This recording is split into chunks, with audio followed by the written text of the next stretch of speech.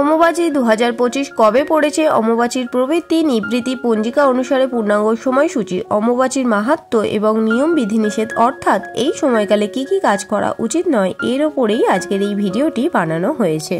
নমস্কার বন্ধুরা, আমি শিপ্রা, সবাইকে স্বাগত জানাচ্ছি শিপ্রা সিম্পল ব্লগে। বন্ধুরা, আশা করছি ঈশ্বরের আশীর্বাদে প্রত্যেকেই ভালো আছেন এবং সুস্থ আছেন।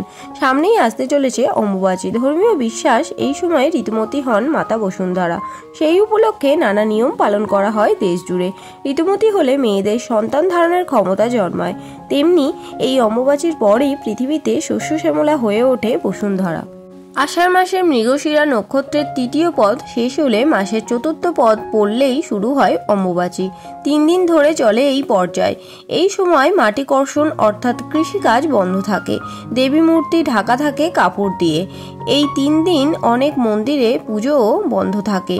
মাটির উপরে আগুন জ্বালিয়ে এই কয়েকদিন রান্না করেন না সন্ন্যাসী, ব্রহ্মচারী ও বিধবা মহিলারা, যারা অম্বুবাচী কঠোরভাবে পালন করেন। তারা এই 3 দিন খেয়ে থাকেন শুধু ফল ও মিষ্টি। এই সময় অর্থাৎ এই 3 দিন কোনো রকম শুভ কাজ করা হয় না। সনাতন ধর্মে অম্বুবাচীর আছে বিশেষ গুরুত্ব, তাই অম্বুবাচীর বিধিনিষেধগুলো প্রত্যেক হিন্দুদের মেনে চলা উচিত। তাই আমার সকল দর্শক বন্ধুদের কাছে অনুরোধ করব যে আজকের এই ভিডিওটি একদমই স্কিপ না করে সম্পূর্ণ দেখবেন। দেখার পর যদি ভালো লাগে তাহলে অবশ্যই একটি লাইক করবেন, কমেন্টসে লিখবেন জয় মা কামাখ্যার জয়, এবং বন্ধুরা অবশ্যই ভিডিওটি শেয়ার করবেন আপনাদের নিকট আত্মীয় স্বজন ও বন্ধু বান্ধবদের সাথে, যাতে সবাই এই ভিডিওটি থেকে উপকৃত হয়। চলুন বন্ধুরা, আসা যাক মূল পর্বে। প্রথমেই আপনাদের জানিয়ে দিই অম্বুবাচী কবে পড়েছে। বাংলায় একটা কথা প্রচলিত আছে, কিসের বার কিসের তিথি, আষাঢ়ের 7 তারিখ অম্বুবাচী। এবারেও অম্বুবাচী শুরু হচ্ছে ওই দিনই। অম্বুবাচীর সময় অনেক তীর্থস্থানে মেলার আয়োজন করা হয়। অম্বুবাচীর মেলা খুবই বিখ্যাত কামাখ্যায়। এই সময় দেবীর মন্দির বন্ধ থাকে আর সকলে মন্দির ঘিরে কীর্তন করে। এরপর চতুর্থ দিনে এই পর্যায় শেষ হলে মন্দির খুলে যায়। রক্তবস্ত্র আশীর্বাদ হিসাবে মেলে ভক্তদের বিশ্বাস, এই কাপড় গ্রহণ করলে মনের সব আশা পূরণ হয়। এই বছর অম্বুবাচী পড়েছে বাংলায় 7ই আষাঢ় 1432, ইংরাজির 22শে জুন 2025 রবিবার দুপুর 2:57 থেকে অম্বুবাচীর প্রবৃত্তি। অম্বুবাচীর নিবৃত্তি হচ্ছে বাংলার 10ই আষাঢ় 1432, ইংরাজির 25শে জুন 2025 বুধবার রাত্রি 3:21 অম্বুবাচীর নিবৃত্তি। উড়িষ্যায় এই পার্বণকে রজ উৎসব বলা হয়। সতীপীঠ কামাখ্যায় এই উৎসব বড় করে পালিত হয়। কথিত আছে এই সময় মন্দির থেকে লাল তরল নিঃসৃত হয়। দেবীর ঋতুকাল সমাগত মনে করে উৎসবটি পালিত হয় তখন। এবার আমি আপনাদের বলে দেব অম্বুবাচী চলাকালীন সময়কালে গৃহস্থ মানুষেরা কি কি নিয়মবিধি মেনে চলবে।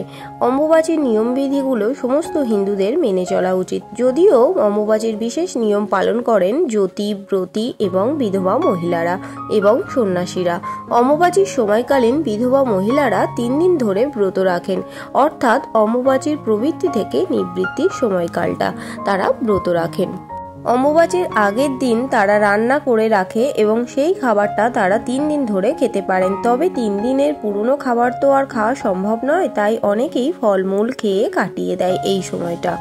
এই 3 দিন তারা কোনো রকম গরম খাবার খান না। এই সময় মাতৃশক্তির কোনো মূর্তি অর্থাৎ কোনো দেবী পুজো করা হয় না। অম্বুবাচীর সময় হাল ধরা অর্থাৎ কৃষিকাজ করা নিষেধ থাকে। এই কৃষিরা চাষিরা গ্রাম বাংলায় এই নিয়মবিধিটি বিশেষভাবে পালন করেন। অম্বুবাচীর এই সময়কালে তারা কোনো রকম ভূমিকর্ষণ করেন না এবং তারা এই কিছুদিন মা ধরিত্রীকে আরাম দেন, অর্থাৎ এই সময় মাটির উপর কৃষিকাজ করা বন্ধ রাখেন। মাটি খোঁড়া, হাল ধরা এই সময় বন্ধ থাকে। এই সময় কোনো রকম শুভ কাজ করা হয় না, যেমন গৃহপ্রবেশ, বিবাহ ইত্যাদি শুভ কাজও বন্ধ থাকে। অনেকেই মন্দিরে দেবীর মূর্তি লাল কাপড় দিয়ে ঢেকে দেয় এই সময়। অনেক মন্দিরে আবার দেবীর মূর্তি পূজিতেও হন। অনেকে বাড়িতে, যাদের বাড়িতে মাতৃশক্তির বিগ্রহ আছে, সেই বিগ্রহটি লাল কাপড় দিয়ে ঢেকে দেন অম্বুবাচীর সময়কালে, এবং নিবৃত্তি হয়ে গেলে সেই লাল কাপড়টি সরিয়ে মায়ের মূর্তিটি ভালোভাবে পরিশুদ্ধ করে অর্থাৎ গঙ্গা জল দিয়ে সেটি ভালো করে অভিষেক করে পুনরায় স্থাপিত করে নতুন আসনে এবং পুনরায় পূজা অর্চনা শুরু করে। আবার অনেকেই মনে করেন যে এই নিয়মটি গৃহস্থ বাড়িতে পালন করা অতটাও জরুরি নয়। তবে বন্ধুরা, বাড়িতে আপনারা কোন নিয়ম মানবেন আর কোন নিয়ম মানবেন না সেটা তো সম্পূর্ণ ব্যক্তিগত ব্যাপার।